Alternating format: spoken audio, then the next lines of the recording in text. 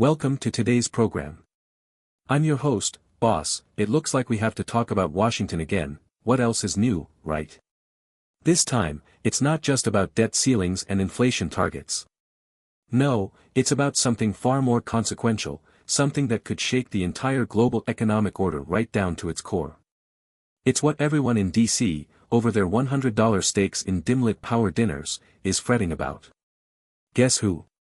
Surprise, surprise, the world's financial minds can't stop talking about Donald Trump. As finance ministers, bankers, policy wonks, and economic diplomats gathered for the annual International Monetary Fund, IMF, and World Bank meetings, the seemingly technical talks, inflation, interest rates, monetary policy, were overshadowed by an elephant in the steakhouse. And it's not how much your once affordable burger has now become a luxury treat. It's whether Trump finds himself back in the White House in less than 2 weeks. What happens in the U.S. matters for the whole world, said Geeta Gopinath, the IMF's first deputy managing director.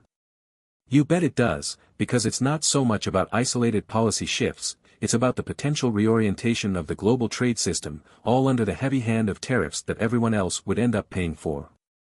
So, in today's dive, we explore the economic drama unfolding behind the curtains. Let's break it down. Trump, during his first term, left a heavy footprint on global trade by ripping up established trade agreements and slapping tariffs, especially China, as if it were just a casual afternoon activity. Now, he's out threatening to impose 60% tariffs on China, with tariffs of up to 20% on everyone else. That's right, everyone else. China wouldn't be alone in receiving a price hike from Trump. These moves could rock the very trade foundations upon which the shaky post-COVID economy now rests. Now think about that, 60%. It's not just some hot air blustering from Mar-a-Lago. If you're a CEO cross-referencing supply chains while sipping wine at your Yale alumni dinners, 60% is practically a wrecking ball to your import costs.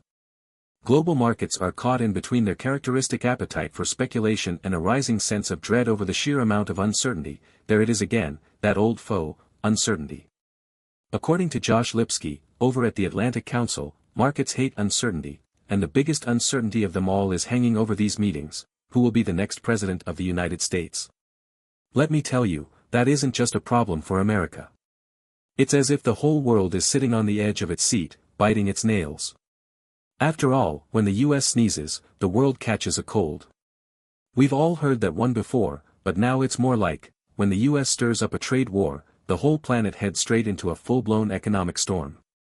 At these annual IMF and World Bank meetings, it wasn't just the U.S. attendees causing a stir, it was international finance ministers from all corners of the globe sighing with mixed exasperation and fear. Take Malaysia's second finance minister, Amir Hamzah Azizan.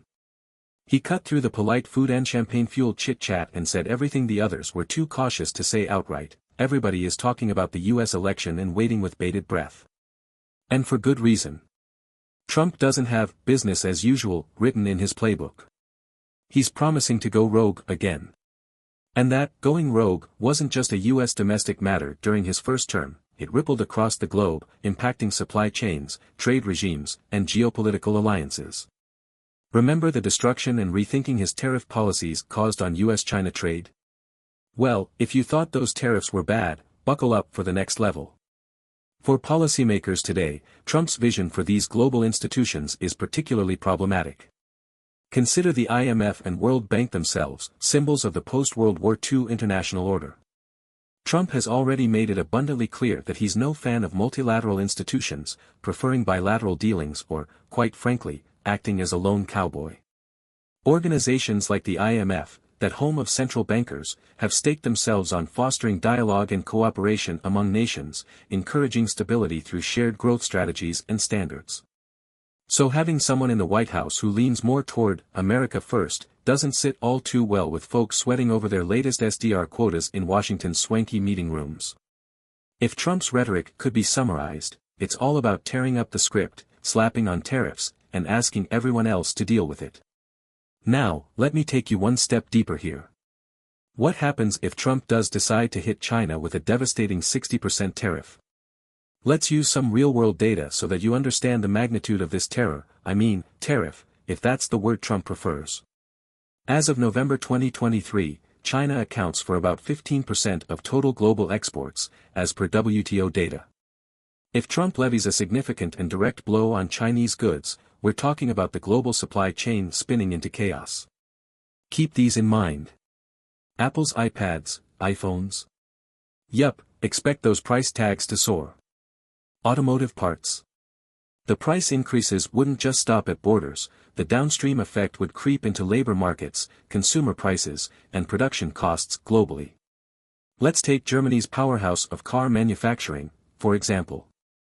China acts as a significant buyer of German machinery, parts, and cars, especially premium brands like BMW and Mercedes-Benz, whose supply chains are robustly intertwined with Chinese suppliers.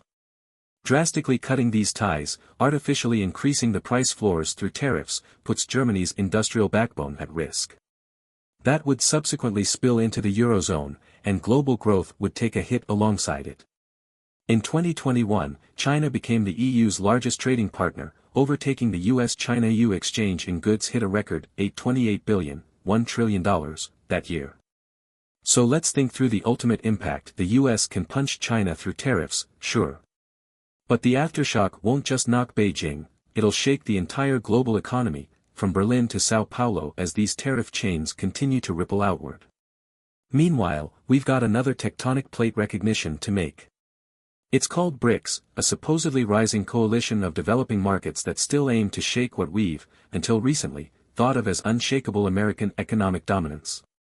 China, Russia, India, South Africa, and Brazil form the core of the BRICS group.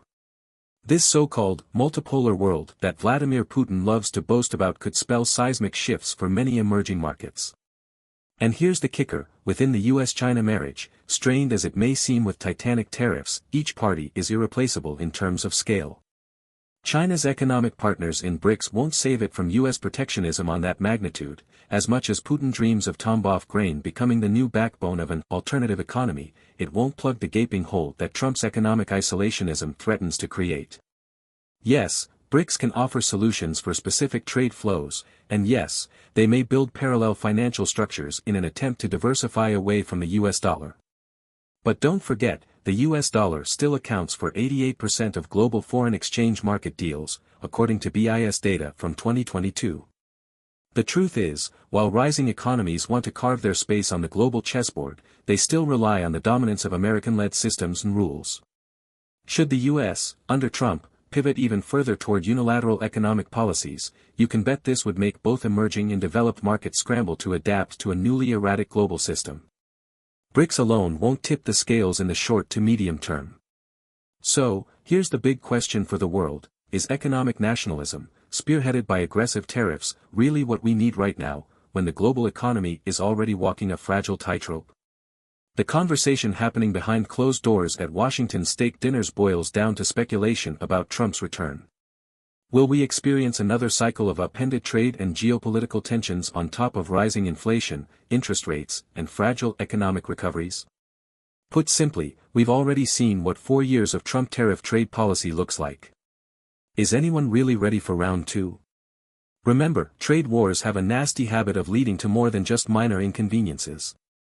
A 60% tariff on China is not just a policy decision, it's a fuse lit ahead of a bomb in the global economy.